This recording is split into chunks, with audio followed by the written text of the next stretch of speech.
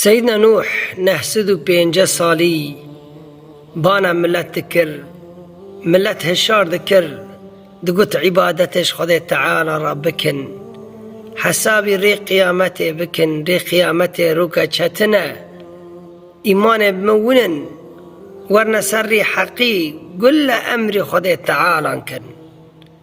خدا تعالى دو قرآن بيجي وما آمن معه إلا قليل، هندكان إيمان بياني وقتی گو فقصال بانا وان ذكر اونا هشار ذكرن وانا قل لي نكر، قل امر خدا نكر، خدا تعالى طوفان سروان داكي بشيني بنوح را قوت قمياك الليكه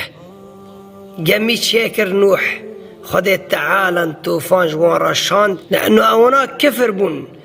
قل سيدنا نوح نكرن، قل امر خدا تعالى نكرن، نادنا سري حقي خدا تعالى طوفان جوان رشاند. طوفان وقت قوشاند خدا تعالى بنوح رقو إيهاني إيمان بالتعاني برا لي سوار بن وقمي وأونا تاني خلاص بنه. وقت لي سوار بن قو آف هات طوفان هات قمي رابو نوح كره خدي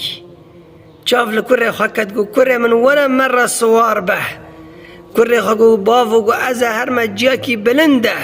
سرچياكي برأس خلاص من بآف ناقي من قو كره من هيرو كس خلاص نابه. لا عاصم اليوم من أمر الله، أمر خده هات طوفان هات كس خلص نابه إلم إيهاني خده تعالى دخوازه،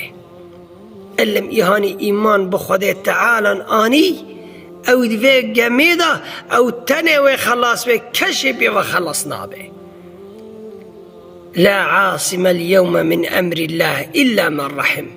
إلم إيهاني خده تعالى بخوازه أو خده مرحمته أو تني خلاص به. چقاس إنسان جي هنا أم بانيد كن ورا سوار به لفي جميع سيدنا نوح بنا قو سوار وي خده إيمانه